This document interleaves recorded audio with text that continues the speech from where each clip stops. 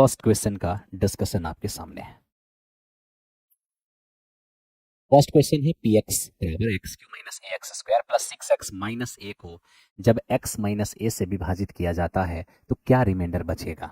याद रखना मेरे दोस्त, जिससे डिवाइड करना है आप उसको 0 के बराबर कर देना, तो यहाँ से x की एक वैल्यू निकलेगा। जिसे डिवाइड करना है आप उसे 0 के बराबर कर दिए, तो यहाँ से x की जो वैल्यू आया आप x की यही वैल्यू इसमें पुट कर दीजिए, बस डिवाइड हो जाएगा, है ना।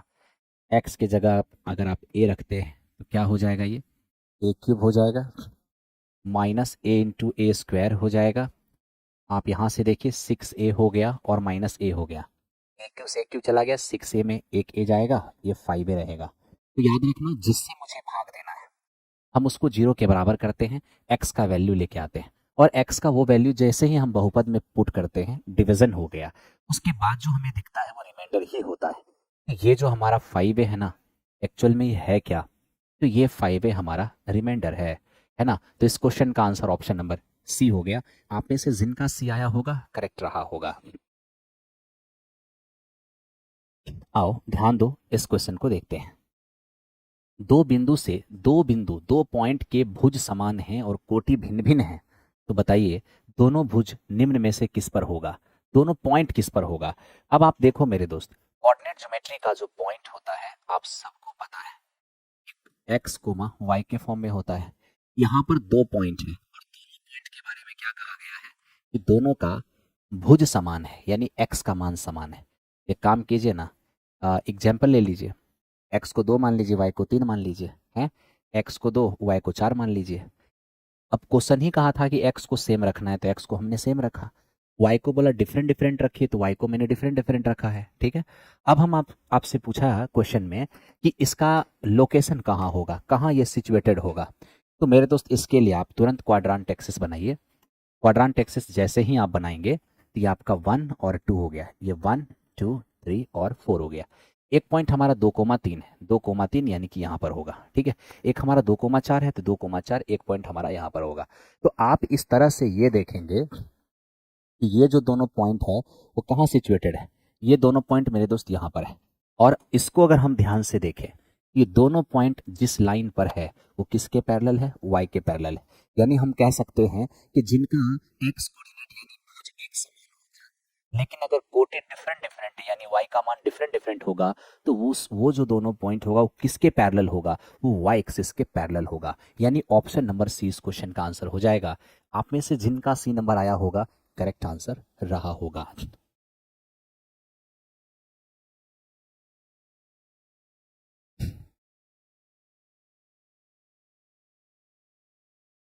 देख रहे हो,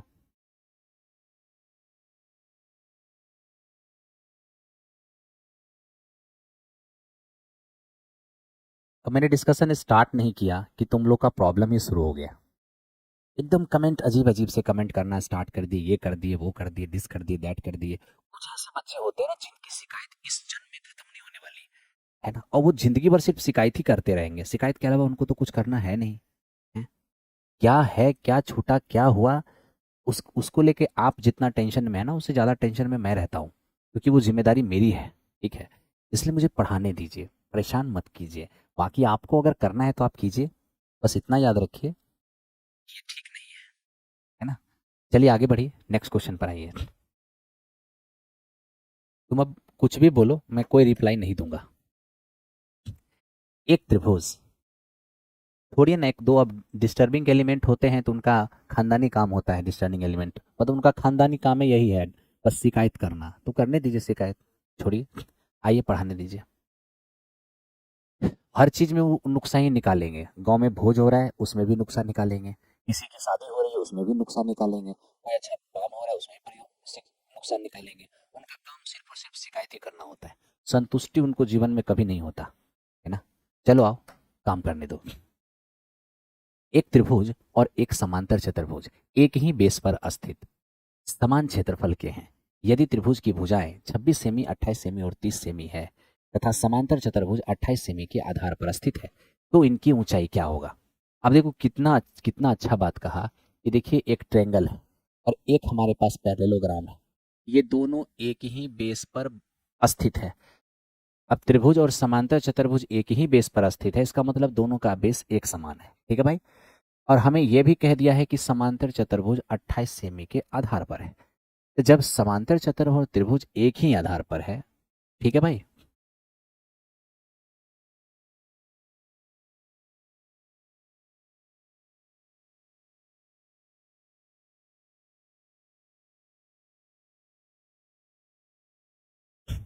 हाँ भाई, त्रिभुज और समांतर चतुर्भुज एक ही आधार पर स्थित है और इनका क्षेत्रफल भी एक समान है। और हमें कह दिया कि समांतर चतुर्भुज की बेस कितना है, 28। तो जब दोनों सेम बेस पर है और एक का बेस 28 है, मतलब दूसरा का बेस भी 28 ही होगा। ठीक है। तो चलिए आप एक ट्रेंगल भी बना लीजिए और एक पैरेललोग्राम भी बना लीजिए। तो मेरे दोस्त, ये हमारे पास एक ट्रेंगल है, इसमें कोई दिक्कत नहीं। अब यहीं पर मैं एक पैरेललोग्राम बनाने जाऊंगा, ध्यान से देखना। ये देखिए मेरा पैरेललोग्राम हो गया। दोनों सेम बेस पर है और वो बेस है कितना, 28। दोनों सेम बेस पर है और बेस 28 है। तो ये मेरा 28 सेमी हो गया और ये भी मेरा 28 सेमी हो गया। अब क्या है, इसके तीन हो गए, 26, 28 और 30 था। अगर ये 28 है, ये हमारा 26 हो जाएगा और ये मेरा 30 हो जाएगा। ठीक है। अब क्या देख रहे हैं, तो हमें कह दिया है कि बताइए इस पैरेललोग्राम का हाइट क्या होगा। इस पैरेललोग्राम का हाइट, कोई बात नहीं, ये हाइट हमें फाइंड करना है। अब दोनों का एरिया इक्वल बोला है, तो सबसे पहले ट्रायंगल का एरिया निकाल लो। अब आप ट्रायंगल का एरिया निकालने जाओगे तो उसके लिए आपको सेमी पेरीमीटर एस निकालना होगा। A plus B plus C by two, ये हो जाएगा कितना, 28 और 26, 8 6 14 5 54, 54 और 30 हो जाएगा 84। 84 बटा 2 कितना हो गया, 42। ठीक है। अब आप हीरोन्स फार्मूला से एरिया निकालिए। हीरोन्स फार्मूला क्या होता है, एस इंटू एस माइनस ए। एस हमारा 42 है, एस 42 माइनस 30 करेंगे 12 होगा, 42 माइनस 26 करेंगे तो ये हमारा 16 हो जाएगा, और 42 माइनस 28 करेंगे तो ये हमारा 14 हो जाएगा। तो देखिए ये 14, ये जो है ना, ये 14 तिया 42 है। ठीक है। तो 2 14 में 14 बाहर आएगा, 12 3 36 का 6 बाहर आएगा और 16 3 4 बाहर आएगा। यानी आपने त्रिभुज का एरिया क्या निकाला, अब दोनों का एरिया इक्वल है, जिसमें आपने त्रिभुज का एरिया निकाला 14 गुने 6 गुने 4। ठीक है। और समांतर चतुर्भुज का एरिया क्या होता है, बेस इंटू हाइट, ये हो जाएगा 28 और इंटू एच। अब देखिए 14 2 28, 2 से जाएगा ये 2 बार में, तो 6 2 जा 12 हो गया, तो हाइट आपका 12 हो गया। तो इस तरह से पैरेललोग्राम का हाइट आपने कितना देख लिया, ये लो देख लिया।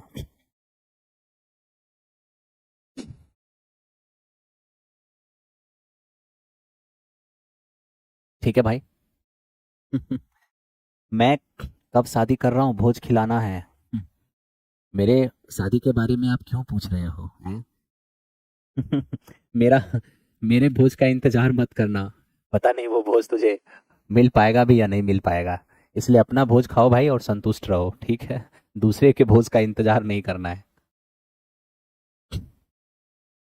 यहाँ देखो, यदि इक्वेशन 4x प्लस 3y बराबर 12 के आलेख निर्देशांक अक्षों को ए और बी पर काटती है, समकोण त्रिभुज ए और बी की कर्ण क्या होगी, हाइपोटेन्यूज क्या हो जाएगी। तो आप यहाँ से देखिए, अगर आप क्वाड्रांट एक्सिस बनाते हैं तो सबसे पहले ये हमारे पास क्या है, एक पॉइंट, ये ओरिजिन है। और जो लाइन एक्सिस को ए और बी पर काट रही है, उस लाइन का इक्वेशन क्या है, उस लाइन का इक्वेशन है 4x प्लस 3y और बराबर कितने, 12। तो आप क्या कीजिए, इसको 12 से इधर भी डिवाइड कर दीजिए, 12 से इधर भी डिवाइड कर दीजिए। 4x/12 x/3 हो जाएगा, 3y/12 तो y/4 हो जाएगा, और बराबर कितने, बराबर 1 हो जाएंगे। तो इस तरीके से आपने यहाँ पर देखा, x को ये 3 पर काटने जाएगा और y को ये 4 पर काटने जाएगा। इसका मतलब ये लाइन कहाँ से गुजरेगी, इसका मतलब ये लाइन गुजरेगी इस तरीके से। ये हमारे पास 3 है और ये हमारे पास 4 है, तो ये कितना हो जाएगा, 5। तो आप आराम से कह सकते हैं इसका हाइपोटेन्यूज कितना हो जाएगा, 5 हो जाएगा। कोई दिक्कत नहीं। ठीक है भाई। चलो नेक्स्ट क्वेश्चन पे आ जाओ। इसको देखो, ये क्या है, ट्रायंगल एबीसी और ट्रायंगल बीडीई, दो इक्विलेटरल ट्रायंगल इस प्रकार है कि डी बीसी का मध्य बिंदु है। तो आप एबीसी और बीडीई के एरिया का रेशियो क्या होगा। अब देखिए सबसे पहले अपने पास एक ट्रायंगल, ये हो गया एक समबाहु त्रिभुज इक्विलैटरल ट्रायंगल, इसका नाम ए, बी और सी है। हमें कहा है बीसी का मिड पॉइंट डी है, तो बीसी का मिड पॉइंट डी है, ठीक है। और एक और बात क्या कहा है, एक एबीसी भी इक्विलैटरल ट्रायंगल है, बीडी भी इक्विलैटरल ट्रायंगल है ना। तो आप ऐसा कर लो भाई, ध्यान से देखो, अगर हम बीडीई को भी इक्विलैटरल ट्रायंगल बनाने चले जाएंगे तो बीडीई हमारा इक्विलैटरल ट्रायंगल किधर बनेगा, ये तो हमारा इधर बनेगा ना इक्विलैटरल ट्रायंगल बीडीई, ये हो गया हमारा बी डी और ई इक्विलैटरल ट्रायंगल हो गया, ठीक है। आप समझिए, अगर इसकी भुजा में 2 मान लेता हूँ, अगर इसका साइड में 2 मान लेता हूँ, ठीक है, ऊपर वाले समबाहु का, तो 2 का आधा तो 1 ही होगा, इसका मतलब इस समबाहु का साइड क्या हो जाएगा, 1 हो जाएगा। आप कहोगे हाँ जी सर, क्या ही दिक्कत है, दोनों के एरिया का रेशियो सिमिलरिटी से भी आ जाएगा। अगर आप ऐसे फॉर्मल करना चाहते हैं तो वो भी कर सकते हैं। आपको पता है कि √3/2 इंटू साइड स्क्वायर, ये हो जाएगा ऊपर वाले का एरिया, और फिर देखिए √3/4 और इंटू नीचे वाले के साइड का स्क्वायर, तो √3/4 साइड स्क्वायर यही तो एरिया होता है। यहाँ से आप देख पाएंगे √3/4 से √3/4 चला गया, ये 4:1 नजर आएगा। तो इस तरह से इस क्वेश्चन का आंसर क्या होगा, ऑप्शन नंबर ए हो जाएगा, ठीक है, ये हो गया ऑप्शन नंबर ए। आओ मेरे दोस्त, ये हमारा 5 नंबर क्वेश्चन हो गया। अब 6 नंबर पर आते हैं। अब देखो 6 नंबर क्वेश्चन है, x+1 और x-1 उस पॉलिनोमियल के दो फैक्टर्स हैं, फैक्टर्स, तो बताओ ए और बी का मान क्या होगा। तो मेरे दोस्त फैक्टर को 0 के बराबर करो, x की जो वैल्यू आएगा, इसे जीरोस कहते हैं, शून्यक। फैक्टर को 0 के बराबर करो, x की जो वैल्यू आएगा ये शून्यक है, जीरोज है। तो उस पॉलिनोमियल के 2 फैक्टर्स दिया हुआ था, दोनों फैक्टर्स को 0 के बराबर किए, x का मान -1, x का मान 1, यहाँ से क्या हो गया, उसके 2 शून्यक आ गए। और मेरे दोस्त जब ये 2 शून्यक आ गए तो शून्यक का काम क्या है, शून्यक का काम है बहुपद को 0 बनाना। तो चलिए आप इसको 0 बनाइए, x का मान -1 पुट करिए, ये आपका 1 हो जाएगा, ये हो जाएगा -a, यहाँ पर -3 हो जाएगा, -1 तो ये -2 हो जाएगा, और ये हमारे पास b है। इसको किसके बराबर कर देना, 0 के बराबर, क्योंकि शून्यक का काम ही है बहुपद को 0 बनाना। x का मान -1 उसमें डाले हैं, इसको बना दिया 0।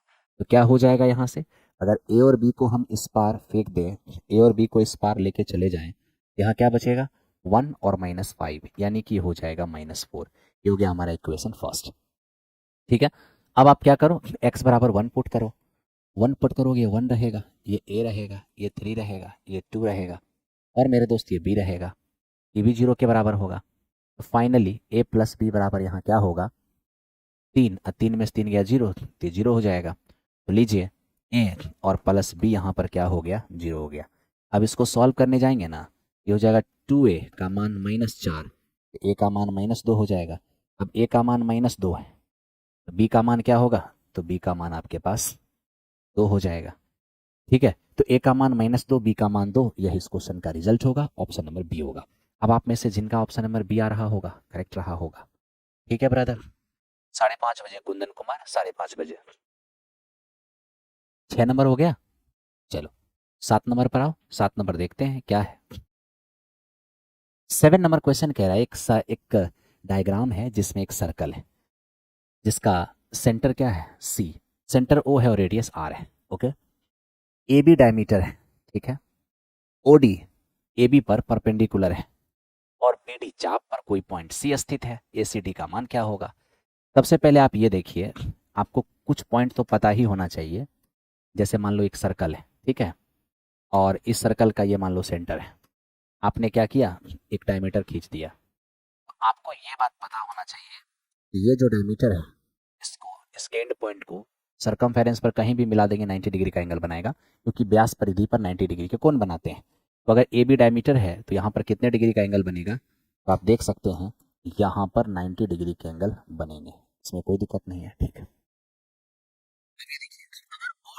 ए बी पर परपेंडिकुलर है, इधर 90 है तो इधर भी क्या होगा, इधर भी 90 होगा, ठीक है। अब आप इसके विषय में सोचिए, ये आपका क्या है, ये आपका एक आर्क है, चाप है। किसी चाप के द्वारा जितना डिग्री सेंटर पर बनता है, उससे आधा सरकमफेरेंस पर बनता है। सेंटर पर अगर 90 बन रहा है, यहाँ 45 बनेगा, ठीक है। दूसरी बात, एक ही आर्क के द्वारा सर्कल के एक ही तरफ सरकमफेरेंस पर समान एंगल बनते हैं। तो मेरे दोस्त अगर इसके द्वारा यहाँ परिधि पर 45 है, तो इसी के द्वारा ये भी तो एंगल बना है, तो ये भी क्या हो जाएगा, ये भी आपका 45 ही हो जाएगा। तो आपको ACD ही मांगा था, तो ये भी आपका 45 हो जाएगा, कहीं से कोई समस्या नहीं रहेगा। ठीक है भाई, चलो ये था हमारा क्वेश्चन नंबर 7। अब 8 नंबर की ओर आ जाओ। 8 नंबर देखते हैं क्या है। एक 5 मीटर हाइट के कमरे के चारों दीवार और 70 पैसे प्रति मीटर स्क्वायर की दर से कागज चिपकाने का टोटल खर्च इतना है। यदि कमरे की लंबाई चौड़ाई का रेशियो इतना है, तो कमरे की लंबाई और चौड़ाई क्या हो जाएंगे। आप सबसे पहले देखिए ये अनुपात की राशि, यहाँ ध्यान दो, लंबाई चौड़ाई है ना, अगर मैं अनुपात की राशि x मान लूँ तो कोई आपत्ति नहीं होगा, नहीं। देखिए हुआ क्या है, 70 पैसे प्रति मीटर स्क्वायर। एक काम करते हैं, इसको पैसा में बदल देते हैं, 100 से मल्टीप्लाई कर दिए, 157,50 इतना पैसा हो जाएगा। ठीक है, अब देखो क्या रेट क्या है, 70 पैसे में 1 मीटर स्क्वायर क्या होता है, 70 पैसे प्रति मीटर स्क्वायर की दर से कागज चिपकाया जा रहा है। तो 70 पैसा में अगर 1 मीटर स्क्वायर कागज चिपकाया गया चारों दीवार पर, तो बताइए 15,750, इतना पैसा में कितना मीटर स्क्वायर चिपकाया गया होगा। 70 पैसे में 1 मीटर स्क्वायर, तो इतने पैसे में कितना मीटर स्क्वायर। तो आप देख लीजिए यहाँ से पैसा पैसा हमारा चला गया, एक जीरो से एक जीरो भी चला गया, 7 दूनी 14, ध्यान दें 7 दूनी 14 और 7 बचे 35, यानी यहाँ से 225 मीटर। आपको भली भांति पता है कि कमरे के चारों दीवारों का एरिया 2 × L + B × H होता है, ये 225 मीटर स्क्वायर हो चुका है। अब 2 × L + B, तो L आपके पास ये है और B आपके पास ये है, तो हो जाएगा 5x, और इंटू हाइट कितना है 5 बराबर 225।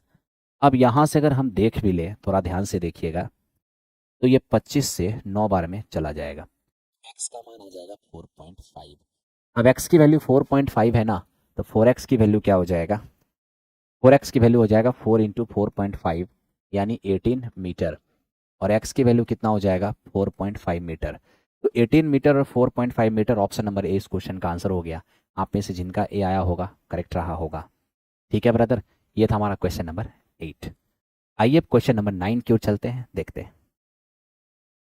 देखिए क्वेश्चन नंबर 9 क्या है। क्वेश्चन नंबर 9 है, एक मंदिर के खंभे बेलन के आकार का है। मंदिर के खंभे बेलन के आकार का है, खंभे का रेडियस इतना है, हाइट इतना है। ऐसे 14 खंभे बनाने में कितने कंक्रीट मिश्रण की आवश्यकता होगी। तो खंभा बनाएंगे कंक्रीट मिश्रण से, तो मेरे दोस्तों कहाँ यूज होगा उसका, तो स्ट्रक्चर बनाया जाएगा और उसके अंदर मटेरियल डाला जाएगा, मतलब क्या है वॉल्यूम, है ना। तो देख लेते हैं एक खंभा बनाने में कितना कंक्रीट चाहिए, जितना खंभे का वॉल्यूम होगा। तो बेलन का वॉल्यूम क्या होता है πr²h, तो πr²h, पाई अगर आर स्क्वायर करने जाएंगे तो 400 हो जाएगा, और एच देखने जाएंगे 10 हो जाएगा। तो इतना इतना मीटर क्यूब πr²h, ये क्या हो रहा है मेरे दोस्त, 20 सेमी और 10 मीटर हाइट है, 20 सेमी है, तो 20 का स्क्वायर 400 सेमी स्क्वायर हो जाएगा। हाइट 10 मीटर है, 10 मीटर है तो सेमी में बदलेंगे तो 1000 सेमी हो जाएगा। इतना हमारा क्या हो जाएगा, मीटर क्यूब में आंसर बोला है ना, कोई बात नहीं बदल लेंगे मीटर क्यूब में।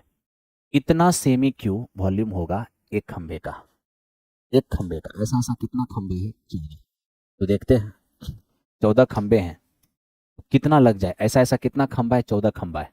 एक खंभे का कंक्रीट हो गया, 14 खंभे बोला तो 14 से मल्टीप्लाई किए, ये जो भी आएगा सेमी क्यूब आएगा, लेकिन मुझे मीटर क्यूब में चाहिए। तो मीटर सेमी क्यूब को मीटर में बदलने के लिए क्या करेंगे, तो सेमी क्यूब को मीटर पहली बात तो सेमी स्क्वायर को मीटर में बदलना है, तो 100 × 100, 100 से भाग देंगे, 1 सेमी मीटर में बदलेगा, यहाँ 2 सेमी इसलिए 2 बार 100 से देना पड़ा, 1 सेमी यहाँ भी है तो 1 बार 100 से यहाँ भी भाग देना पड़ेगा।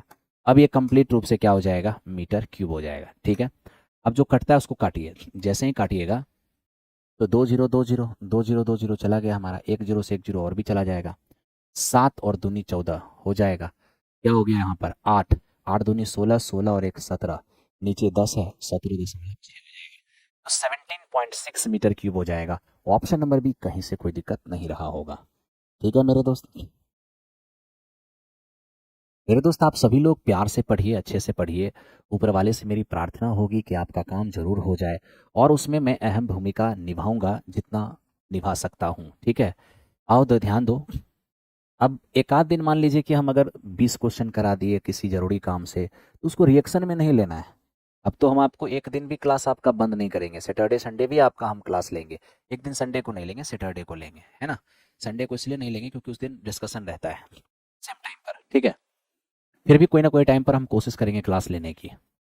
अब यहाँ पर देखिए, ये 4 हो गया, साइन स्क्वायर, साइन की पावर 4 और 60 डिग्री। साइन 60 है कितना है, तो साइन 60 हमारे पास √3/2 पावर 4 करेंगे ना 9, और नीचे हो जाएगा 16, प्लस ये भी हो जाएगा 9 और यहाँ पर 16। ओके, और ये देखिए 10 स्क्वायर 60, 3 हो जाएगा, 10 45 1 हो जाएगा, प्लस 5 इंटू कॉस स्क्वायर 45 तो 1/2 हो जाएगा। अब आप यहाँ देख लीजिए, ये हो जाएगा 18/16 यानी कि 9/8, 4 गुने ये 9/8 है, ओके, माइनस ये 6 है और प्लस 5/2 है। तो देखिए यहाँ पर 9/2 हो जाएगा। अब 9/2 5/2 14/2 14/2 7, 7 माइनस 6 गया, रिजल्ट कितना हो गया 1।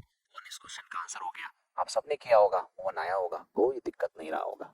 ठीक है ब्रदर, चलो नेक्स्ट क्वेश्चन पे आ जाओ, 11 नंबर सवाल पर।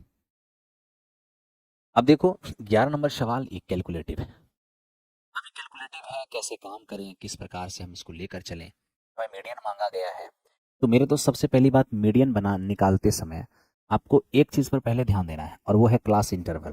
क्लास इंटरवल एक्सक्लूसिव होना चाहिए।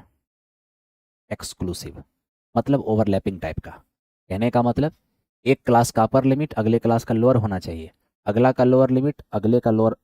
देखो, हर क्लास का अपर लिमिट अगला का लोअर होना चाहिए, हर क्लास का अपर लिमिट अगला का लोअर होना चाहिए। फॉर एग्जाम्पल 0 से 10, 10 से 20, 20 से 30, क्या देख रहे हो, इसका अपर लिमिट इसका लोअर है, इसका अपर लिमिट इसका लोअर लिमिट है, इसको बोलते हैं ओवरलैपिंग। तो मेरे दोस्त ये ओवरलैपिंग क्लास इंटरवल यानी एक्सक्लूसिव क्लास इंटरवल होना चाहिए। अगर नहीं है तो सबसे पहले उसको एक्सक्लूसिव बनाइए। एक्सक्लूसिव कैसे बनाते हैं, तो एल में से, ध्यान देना, एल में से गैप का आधा घटा देना है आपको और यू में गैप का आधा आपको जोड़ देना है।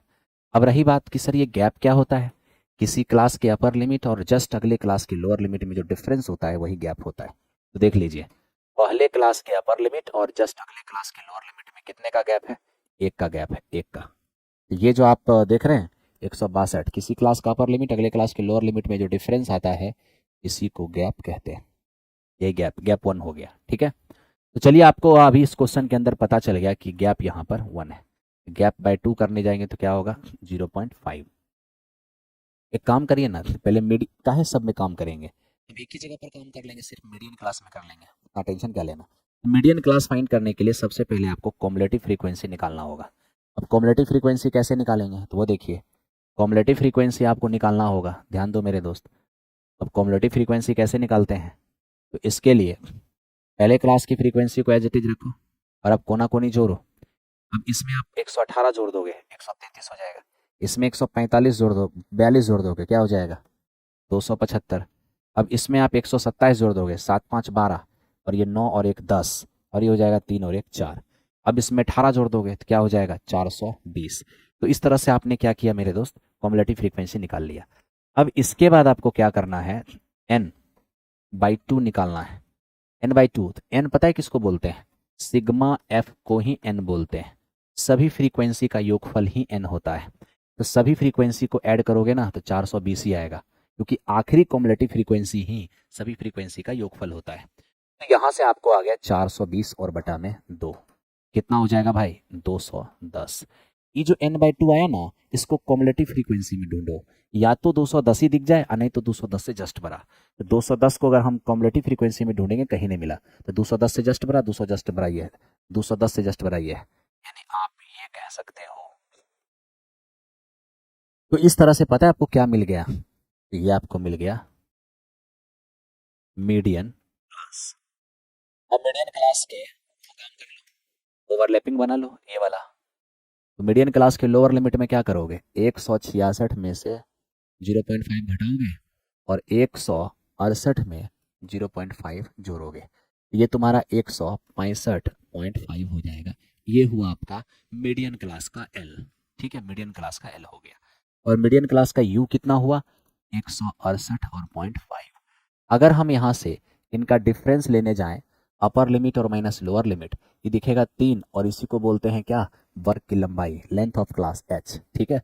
और अब आप मेरे दोस्त मीडियन का फॉर्मूला लगाइए। मीडियन बराबर क्या होता है, l plus n by two minus C और बाई एफ और इंटू एच। तो देखिए l कितना है, 165.5, n बाई टू कितना, n बाई टू हो गया 210, माइनस सी, मीडियन क्लास से जस्ट पहले क्लास की कॉम्युलेटिव फ्रीक्वेंसी, यही आपका c है, बाई एफ, मीडियन क्लास की फ्रीक्वेंसी को f कहते हैं। तो ये हो गया हमारा 142 और इंटू एच हमारा कितना निकला है, 3। बस इसी को सॉल्व कर लीजिए। आप इसको सॉल्व करिएगा, वेरी सिंपल आपका आंसर आएगा, कोई दिक्कत आपको नहीं होगा। आप सब लोग निकाल के देखिए।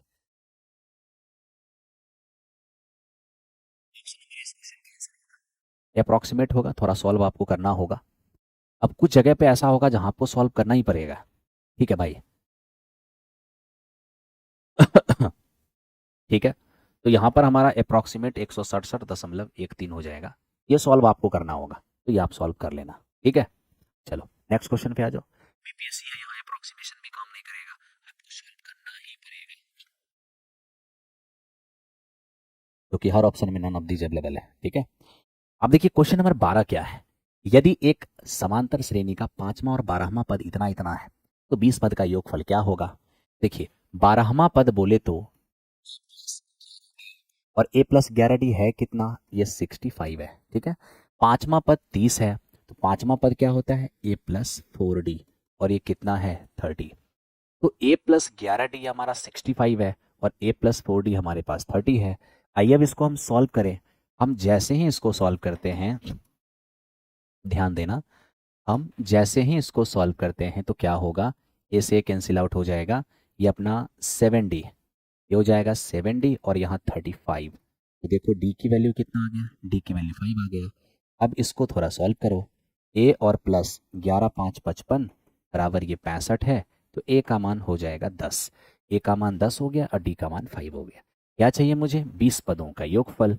तो 20 पदों का योगफल चाहिए, तो n बाई टू, ठीक है। 2a फर्स्ट टर्म कितना हो गया, फर्स्ट टर्म 10 हो गया, 20 माइनस 1 19 और इंटू डी कितना है 5। तो यहाँ से हमारे पास 10 हो जाएंगे और ये हो जाएंगे 20 और प्लस 95 यानी 115, बोले तो 1150। तो इस क्वेश्चन का आंसर 1150 हो जाएगा। सब लोग लेके आ रहे हैं, कोई दिक्कत नहीं है, ठीक है ब्रदर। आ जाओ, चलते हैं क्वेश्चन नंबर 13 की ओर। इसके बारे में तो बता ही दिया मैंने, एकदम अपने अपने फोन में रख लेना, इसको घबराना एकदम से नहीं, ठीक है। चलिए आगे बढ़ते हैं।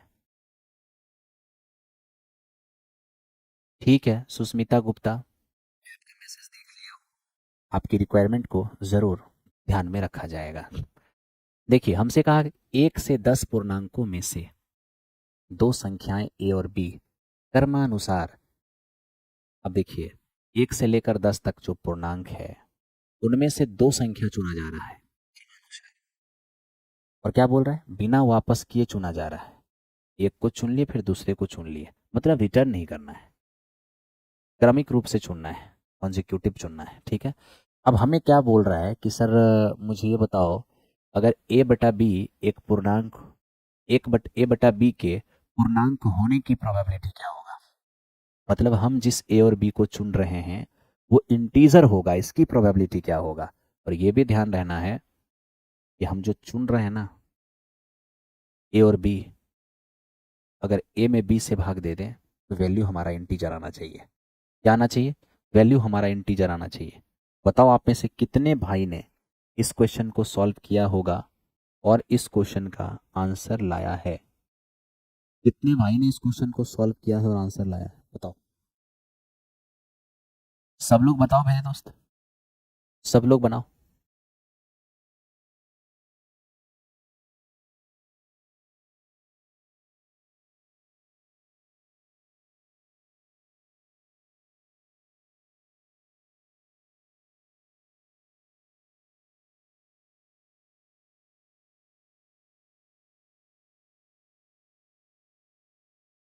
देख रहे हो, ए और बी दो नंबर चुनते हैं क्रम अनुसार, और इस प्रकार की a बटा बी एक पूर्णांक होना चाहिए। सबसे पहले तो कहाँ से कहाँ तक का इंटीजर लेना है, 1 2 3 4 5 6 7 8 9 और 10, 1 से 10 तक का। इसमें से हमें दो नंबर चुनना है, ए और बी को, और ए और बी दो नंबर चुनना है इस प्रकार कि मेरे दोस्त ए बटा बी जो है ना वो हमारा पूर्णांक होना चाहिए। तो ए बटा बी अगर पूर्णांक होना चाहिए मेरे दोस्त ये कैसा संभव है? तो ये संभव तब होगा जब हम दो को ए मान लें, यानी दो का चयन कर लें और एक का चयन कर लें। वो जो दो नंबर है वो मेरे दोस्त हम दो का चयन कर लें और एक का चयन कर लें, तो ए बटा बी पूर्णांक हो जाएगा। या हम तीन का चयन कर लें, एक का चयन कर लें, 3/1 भी पूर्णांक हो जाएगा। या मेरे दोस्त हम चार का चयन कर लें, एक का चयन कर लें, या चार का चयन कर लें और दो का चयन कर लें, तो ये भी हमारा इंटीजर हो जाएगा, फ्रैक्शन में रहेगा, डेसिमल में नहीं रहेगा, है ना। तो हम पाँच का चयन कर लें और एक का चयन कर लें तो भी इंटीजर में रहेगा। हम छः का चयन कर लें, एक का कर लें, छः का कर लें, दो का कर लें, छः का कर लें, तीन का कर लें, है ना। फिर मेरे दोस्त सात का कर लें और एक का कर लें। हम आठ का चयन कर लें, ध्यान देना अच्छे से, और एक का कर लें। या मेरे दोस्त आठ के साथ हम दो का कर लें, आठ के साथ हम चार का कर लें, नौ के साथ एक का कर लें, नौ के साथ तीन का कर लें, है ना। 10 के साथ एक का कर लें, 10 के साथ दो का कर लें, और 10 के साथ हम पाँच का कर लें, है ना। अब आप स्वयं देखो कि हम दो ऐसा नंबर चयन करें कि ए बटा बी जो हो इंटीजर हो। तो ए बटा बी अगर इंटीजर होगा, ऐसे अगर हमको चयन करना है, तो मेरे पास चयन करने के इतने ही स्कोप होंगे, काउंट कर लो, 2 3 4 5 6 7 8 9 10 11 12 13 14 15 16 17। इसका मतलब ये है कि ए बटा बी अगर मुझे पूर्णांक चाहिए तो इन्हीं 17 में से कोई पॉसिबिलिटी हो सकता है। तो ए और बी ऐसा दो नंबर चुनना है कि ए बटा बी आपस में इंटीजर हो जाए। तो ए बटा बी अगर इंटीजर हो जाए तो मेरे दोस्त 1 से लेके 10 तक में उस दो इंटीजर का, आई मीन ए और बी का चयन यही हो सकता है जिससे कि ए में बी से भाग देंगे तो सारा वैल्यू इंटीजर होगा, कोई भी डेसिमल में नहीं आएगा। यानी हमारे अनुकूल परिणाम कितने हो गए? 17। अब टोटल परिणाम क्या होंगे थोड़ा उन पर भी हमें विचार करना है। तो टोटल परिणाम अगर हम देखने जाएंगे तो मेरे दोस्त आप यहाँ देखिए क्या हो गया, क्या भाई, क्या समस्या है? अगर टोटल परिणाम हम देखने जाएंगे तो देखो क्या हो जाएगा, 1/1, 1/2। अब आप कहोगे 1/1 नहीं, ये भी दोनों अलग अलग है। टोटल परिणाम 1/2, 1/3, 1/4, 1/5, 1/6, 1/7, 1/8, 1/9 और 1/10। ये हो गया न्यूमरेटर में वन रखने से, ठीक है। मेरे दोस्त न्यूमरेटर में अगर दो रखना है तो क्या होगा, 2/1, 2/2 नहीं ले सकते हैं, सेम नहीं होना चाहिए, भी अलग अलग है। 2/3, 2/4, 2/5, 2/6, 2/7, 2/8, 2/9, 2/10। तो आप देख लीजिए मेरे दोस्त, 9 पीस यहाँ भी, 9 पीस यहाँ भी। इसी तरह से मेरे दोस्त ये चलेगा आगे, ठीक है। और आगे कहाँ पहुँचेगा, ये हमारे पास 10 तक पहुँचेगा। 10/1, 10/2, 10/3, 10/4, 10/5, 10/6, 10/7, 10/8 और 10/9, 10/10 नहीं। तो आप इस तरीके से हमको देखिए, जरा समझिए, ये 1/2, 1/3 करते हुए 2/3, 4 इस तरह से 10 करेंगे, तब तो एक बार ऊपर में 1 रख के, 2 रख करके, फिर 10 रख करके, 1 रख के, 2 रख के, 3 रख के, 4 रख के, 5 रख के, 6 रख के, 7 रख के, 8 रख के, 9 रख के, 10 रख के, यानी इस तरह की 10 पॉसिबिलिटी होगी। और हर पॉसिबिलिटी में कितने इवेंट बनेंगे? 9 इवेंट बनेंगे। 9 इवेंट एक पॉसिबिलिटी में, अगर 10 पॉसिबिलिटी है इसका मतलब हो जाएगा 90। यानी 90 पता है क्या है? 90 है ए बटा बी। ए बटा बी, ए बटा बी एक इंटीजर होना चाहिए, ये हमारा अनुकूल परिणाम है। लेकिन ए बटा बी की टोटल जनरल पॉसिबिलिटी जो है वो मेरे दोस्त हमारा 90 है, ठीक है। तो अब हम अगर प्रोबेबिलिटी लेने जाएंगे तो हमारा अनुकूल परिणाम जिसमें ए बटा बी इंटीजर होना चाहिए वो मेरे दोस्त हमारा 17 है। और टोटल परिणाम जिसमें ए बटा बी इंटीजर होगा नहीं होगा उससे फर्क नहीं पड़ता, बस ए बटा बी का टोटल पॉसिबिलिटी कितना हो जाएगा, तो ए बटा बी की टोटल पॉसिबिलिटी हो गया 90। यानी कि हमारा जो प्रोबेबिलिटी है इस क्वेश्चन का वो 17/90 हो गया, 17/90, ठीक है, 17/90। अब देखिए कुछ बच्चे इसमें ऐसे हैं जो कह रहे हैं कि मुझे समझ में नहीं आ रहा है। अब देखिए इसमें समझना कितना आसान है मेरे दोस्त। 1 से लेकर के 10 तक का आपको पूर्णांक लेना है, 1 से 10 तक का पूर्णांक तो यही है। अब हमें कहा इनमें से आप दो संख्या ऐसा चुनिए जो अलग अलग हो, और प्रोबेबिलिटी बताइए कि जो आप दो संख्या ए और बी चुन रहे हैं उसमें ए बटा बी एक पूर्णांक हो। मतलब जिसकी प्रोबेबिलिटी मांगा है उसमें ए बटा बी इंटीजर होना चाहिए। इंटीजर का मतलब है कि ए बटा बी करने पर दशमलव में नहीं होना चाहिए, पूरा पूरा कट जाना चाहिए। तो मेरे दोस्त हम यहाँ से जब ए बटा बी करने गए, ये भी ध्यान रखना है कि ए बी दो क्रमागत चुना गया है, मतलब अलग अलग चुना गया है, यानी ए और बी सेम नहीं होना चाहिए। और दूसरा, ए बटा बी पूर्णांक होना चाहिए। तो ए बटा बी को अगर मुझे इंटीजर बनाना है तो हमें ए और बी का चयन ऐसा करना होगा कि भाग देने से दशमलव में ना जाए। तो मेरे दोस्त हम एक को एक बटा एक इसलिए नहीं कर सकते हैं क्योंकि दोनों सेम नहीं लेना है, इसलिए हमने दो बटा एक किया, वो दशमलव में नहीं जाएगा। फिर तीन बटा एक किया, तीन बटा दो इसलिए नहीं किया क्योंकि तीन बटा दो का मतलब 1.5 हो जाएगा, दशमलव नहीं चाहिए। दो और एक का चयन किया, तीन और एक का चयन किया, चार, तो चार के साथ एक रखेंगे, चार के साथ एक चुनेंगे तो भी महीने में नहीं आएगा, डेसिमल में नहीं आएगा। और चार के साथ दो चुनेंगे तो भी डेसिमल में नहीं आएगा। पाँच और एक को चुनेंगे तो डेसिमल में नहीं आएगा। पाँच को एक के अलावा कोई भी नीचे देंगे तो डेसिमल में आ जाएगा, इसलिए पाँच के साथ सिर्फ एक का चयन हुआ है। फिर देखिए छः के साथ एक चलेगा, छः के साथ दो चुनेंगे तो भी इंटीजर में आएगा, छः के साथ तीन चुनेंगे तो भी इंटीजर में आएगा, लेकिन सात के साथ केवल एक चुनेंगे तो इंटीजर होगा। आठ के साथ एक चुनेंगे तो इंटीजर, दो चुनेंगे तो इंटीजर, आठ के साथ चार चुनेंगे तो भी इंटीजर होगा। नौ के साथ आप एक चुनिए चाहे नौ के साथ आप तीन चुनिए, इंटीजर ही रहेगा। दस के साथ आप एक चुनिए, दस के साथ आप दो चुनिए, दस के साथ आप पाँच चुनिए, इंटीजर ही रहेगा। यानी कि ए बटा बी को इंटीजर बना सके ऐसे ही मेरे दोस्त हमारा 17 चयन हुआ। बाकी ए बटा बी का टोटल चयन कितना होगा, बस ए बी डिफरेंट डिफरेंट होना चाहिए, तो ए बटा बी का टोटल चयन हमारे पास 90 हो जाएगा। तो बस इतना ध्यान रखना है कि ए और बी में कोई सेम नहीं होना चाहिए, इसलिए यहाँ पर 1/1 नहीं हुआ, इसलिए इसमें 2/2 नहीं हुआ, इसलिए इसमें 10/10 नहीं हुआ, है ना। तो 1/1 नहीं होगा, 2/2 नहीं होगा, 3/3 नहीं होगा, 4/4 नहीं होगा, 5/5 नहीं होगा, 6/6 नहीं होगा, 7/7 नहीं होगा, 8/8 नहीं होगा, 9 नहीं होगा, 10/10 नहीं होगा। तब तो मेरे दोस्त सभी में एक एक घट जाएगा। ऐसे तो 10 पॉसिबिलिटी होती है, लेकिन एक घट गया 1/1 वाला, इसलिए यहाँ पर 9 रहा, यहाँ भी 9 रहा। इसी तरह से 10 तक आएंगे तो यहाँ भी 9 रहा। तो ऊपर में 1 2 3 से लेकर 10 तक रखेंगे तो 10 पॉसिबिलिटी होगा, हर पॉसिबिलिटी में दोनों इवेंट होगा, इसका मतलब टोटल इवेंट 90 हो गया।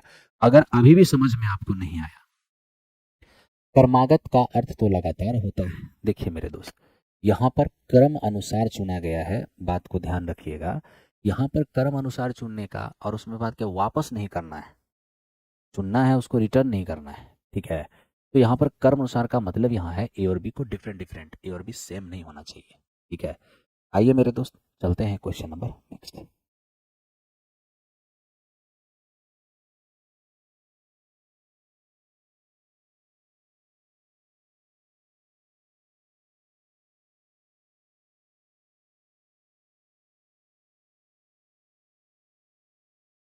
मैंने मेरे दोस्त आपको डिटेल में समझा दिया ताकि आपको पूरी बातें समझ में आए, कोई दिक्कत ना हो, ठीक है।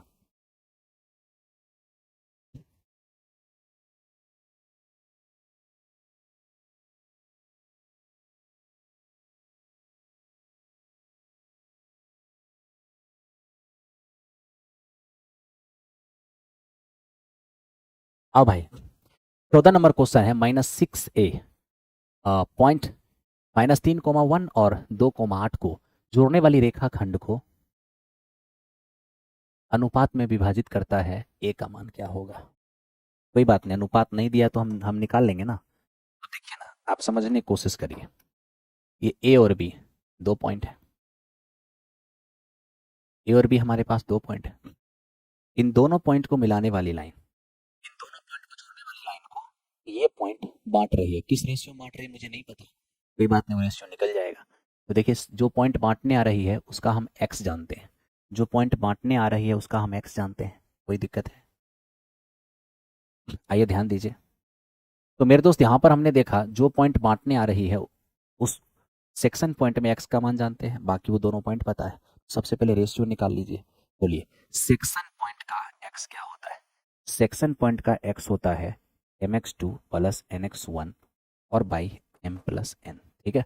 सेक्शन पॉइंट का एक्स है -6, mx2 करेंगे ये हमारे पास 2m हो जाएगा, nx1 करेंगे तो ये हमारे पास -3n हो जाएगा, बाई m प्लस n तो ये m प्लस n हो गया। अब मेरे दोस्त यहाँ देखिए, -6m और -6m बराबर 2m और -3n। 2m इधर आएगा तो माइनस का 8m हो जाएगा और 6n उस पार जाएगा बराबर 3n हो जाएगा। ठीक है भाई, तो ये आके 8n हो गया, जाके प्लस में 3n हो गया। यहाँ से m बटा n करने जाएंगे, 3/8 हो जाएगा। माइनस को लेकर आप कोई टेंशन ना लो, माइनस को लेकर आप कोई टेंशन ना लो। माइनस सिर्फ ये बताने आ रहा है कि ये इंटरनल नहीं, ये एक्सटर्नल डिवीजन है। यहाँ पर माइनस में 3/8 है ना, यहाँ पर माइनस साइन सिर्फ ये बता रहा है कि एक्सटर्नल डिवीजन है, एक्सटर्नल। ठीक है, तो चलिए हमने m और n का रेशियो निकाल लिया। अब मुझे क्या चाहिए, सेक्शन पॉइंट का y चाहिए। तो सेक्शन पॉइंट का अगर आपको y निकालना है और आपको पता है कि देखो इंटरनल का फॉर्मूला लगाए, रेशियो नेगेटिव आ गया मतलब एक्सटर्नल हो रहा है। तो एक्सटर्नल में y कैसे निकलेगा, my2 ny1 और बाई m-n। ठीक है, अब यहाँ देखिए हमारे पास my2 तो हो जाएगा 8। यहाँ ध्यान से देखिए m कितना है 3 और y2 कितना है 8, n कितना है 8 और y1 कितना है, तो y1 है 1 और बाई m-n। तो m-n तो m हमारे पास 3 है, n हमारे पास 8 है। ठीक है, यहाँ से y का मान क्या हो जाएगा, यानी y क्या है आपका a ही ना है, तो कायदे से यहाँ पर हो जाएगा 24, 24 में 8 गया तो 16, यानी आ रहा है -16/5। तो आप सबको मेरे दोस्त आ रहा होगा -16/5। ठीक है, तो -16/5 यहाँ पर आ रहा होगा।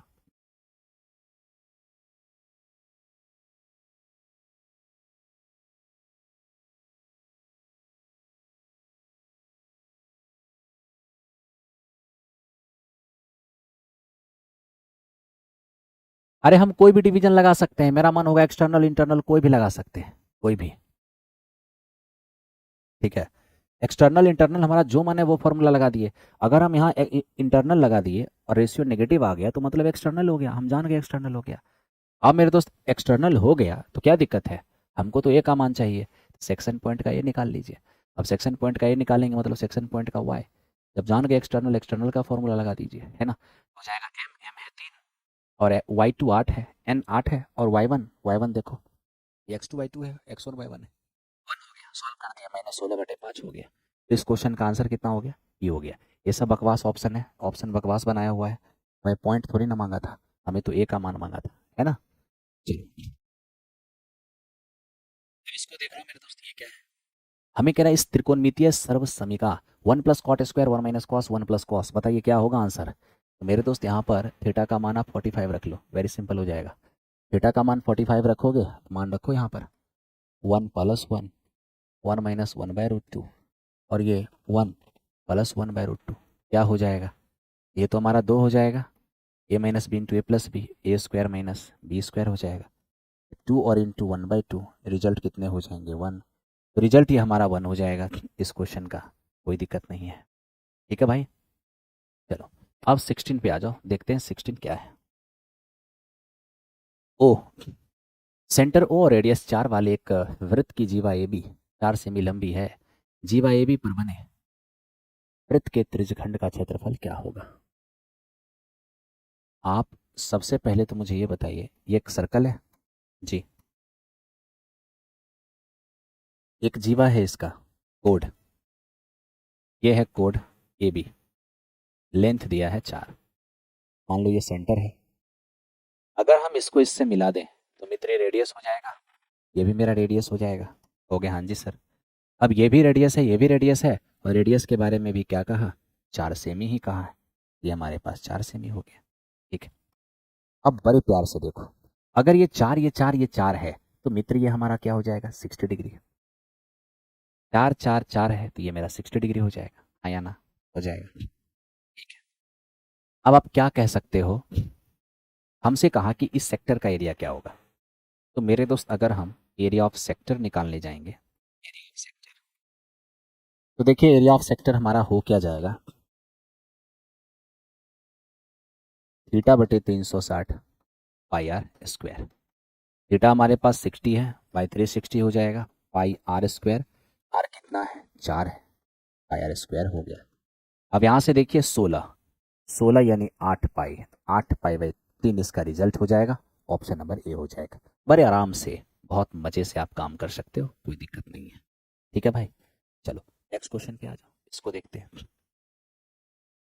एक खोखले गोलीय कोष की आंतरिक और बाह्य व्यास 6 और 8, मेरे दोस्त 6 और हो गए 10, क्यों कर रहे हो सर? 10 के अकॉर्डिंग आंसर बनाया हुआ है, और आपका आंसर मैच नहीं किया होगा, आप टेंशन में हो रहे होंगे रिजल्ट में। तो 10 के अकॉर्डिंग आंसर बनाया हुआ है, ठीक है, इसलिए मैंने डायमीटर को वहाँ पे 10 कर दिया। आप एग्जाम में ऐसा मत कर लेना, ठीक है। एक खोखले गोलीय कोष की इंटरनल और एक्सटर्नल रेडियस, रेडियस नहीं है, डायमीटर है। देखो भाई, ये हमारे पास एक खोखला गोला है, खोखला गोला, ठीक है, एकदम मेरे दोस्त ये खोखला गोला है, इसको अपनी ओर से कुछ और करने का प्रयास मत कर लेना।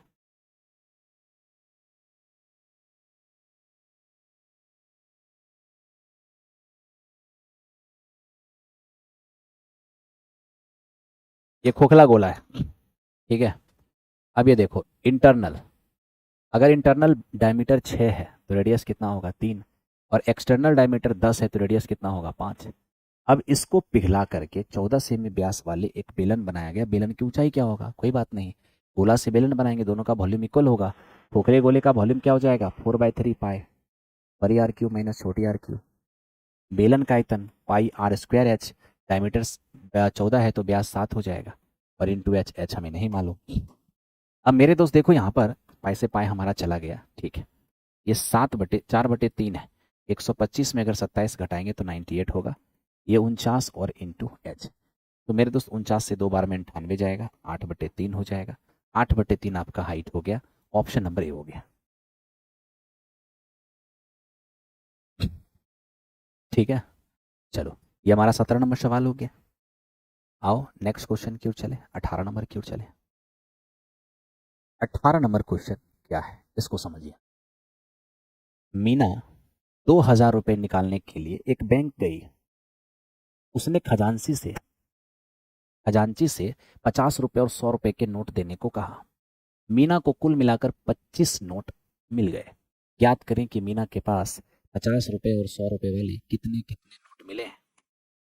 सबसे पहले एक काम करिए, 50 रुपये वाले और 100 रुपये वाले, मान लीजिए कि 50 रुपये वाले उसको एक्स नोट मिले हैं, 100 रुपये वाले वाई नोट मिले हैं।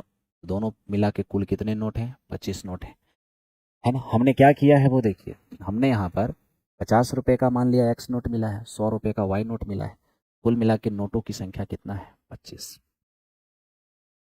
अब क्या कहा गया मेरे दोस्त, अब है इसका वैल्यू, वैल्यू जरा देखो, 50 रुपये के एक्स नोट है, वैल्यू 50x हो जाएगा, 100 रुपये के वाई नोट है तो वैल्यू 100y हो जाएगा, और इस तरह से टोटल वैल्यू कितना है 2000। अब इसको हम सॉल्व करने चले जाएंगे, 50 से 50 दूनी 100 और 50 से इसको काटेंगे, 50 चौको 200, ठीक है। अब यहाँ पर अगर थोड़ा हम इसे सॉल्व कर लें, मान लो दोनों इक्वेशन को सिर्फ घटा ही लें तो एक्स एक्स तो खत्म हो जाएगा, वाई में 2y जाएगा माइनस वाई हो जाएगा, 25 में 40 जाएगा माइनस 15 हो जाएगा, तो इस तरह से y का मान हो गया 15।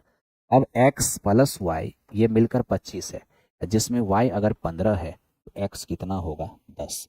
तो इस तरह से 10,15 इस क्वेश्चन का आंसर हो जाएगा, ऑप्शन नंबर हो जाएगा। आप ऑप्शन से भी चल सकते थे, कोई दिक्कत नहीं था, बाय ऑप्शन भी आप चल सकते थे, ऐसा मान सकते थे कि 50 रुपये का 10 नोट और 100 रुपये का 15 नोट, तो प्राइस टोटल कितना वैल्यू हो जाता 500, और प्लस में 1500, एकदम से वैल्यू हो जाता 2000। तो आप ऑप्शन से भी बना सकते थे, कोई दिक्कत नहीं था, बाय ऑप्शन भी आप चल सकते थे, और मेरे दोस्त आप इस तरीके से भी बना सकते थे, ठीक है। चलो नेक्स्ट क्वेश्चन पे चले। हाँ हाँ दोनों तरीके से बता दिए हैं, ज़्यादा प्राण मत गवाओ। देखो यहाँ पर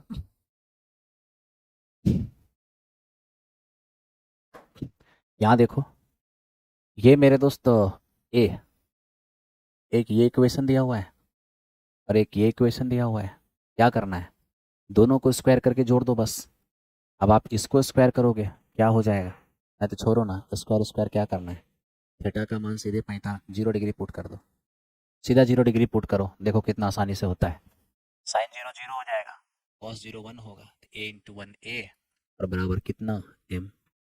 फिर देखो थीटा का मान 0 डिग्री है, साइन 0 0 हो जाएगा, कॉस 0 1 हो जाएगा, ये माइनस बी का मान एन है, तो बताइए b बराबर क्या होगा, -n होगा। अब आपको क्या करना है, m square plus n square करना है। तो देखिए ना, m का मान a है तो हो जाएगा a स्क्वायर, n का मान -b है, -b का स्क्वायर तो b स्क्वायर ही होगा, a square plus b square, यही इस क्वेश्चन का आंसर हो जाए। कहाँ समस्या है, कोई समस्या नहीं। ठीक है, नेक्स्ट क्वेश्चन पे आ जाओ। इसको देखो, ये क्या कह रहा है, एक छात्र को संभवतः अधिकतम अंकों में से कुछ अंक मिले, ये अंक प्रतिशत के रूप में 75 थे। यदि परीक्षा में एक अंक का एक और प्रश्न जोड़ दिया जाए तो उसके जो प्राप्त अंक हैं वो 76% हो जाएंगे। बताइए सर, परीक्षा के प्रारंभिक अधिकतम अंक क्या होंगे। तो मेरे दोस्त आप यहाँ पर सोच सकते हो परीक्षा के संभावित अधिकतम अंक क्या होंगे। अब सोचो, अगर हम ऑप्शन से 24 मान लें तो क्या बोला है, इस 24 का 75% उसे मिल रहा था शुरू में, तो हो जाएगा 3/4, 6 कितना। अब कहा कि अगर इसमें एक अंक के प्रश्न और जोड़ दिए जाएं, इसमें एक अंक का प्रश्न एक और जोड़ दिया जाए, यानी फुल पूर्णांक 25 कर दिया जाए, तो जो इसे प्राप्त होगा वो 76% प्राप्त होगा। तो मेरे दोस्त यहाँ पर देखिए 19 हो जाएगा, कोई दिक्कत नहीं। पुराने पूर्णांक का 75% मिल रहा था तो 18, एक अंक का प्रश्न और जोड़ दिए तो 76 मिलने लगा तो 19। और आप देख लीजिए, एक अंक का प्रश्न जो आपने जोड़ा है तो एक अंक ही तो ज़्यादा इसको मिल रहा है। इसका मतलब क्या है, इसका मतलब है कि पुराना मैक्सिमम मार्क्स, यानी पुराने जो टोटल अंक हैं वो कितने हैं, 24। पुराने जो टोटल अंक हैं वो कितने हैं, मतलब पुराना फुल मार्क्स कितना है, 24। नया वाला फुल मार्क्स जब एक अंक के प्रश्न और जोड़ देंगे तो कितना हो जाएगा, 25 हो जाएगा। तो मेरे दोस्त, जैसा कि मैंने आप लोगों से कहा था कि आज मुझे एक थोड़ा मुझे जल्दी निकलना होगा, कुछ काम है। ठीक है, तो मेरे दोस्त हम यहीं पर आज डिस्कशन को रखते हैं 20 क्वेश्चन पर। कल जब हम डिस्कशन करने आएंगे तो पहले कल का पूरा सेट करा देंगे और लास्ट में इस 20 क्वेश्चन को जो बचा हुआ आज का है वो करा देंगे। ज़्यादा टेंशन में नहीं आना, शुरू में ही मैंने ये बात आपको आज कह दिया था। ठीक है, धन्यवाद, गुड नाइट।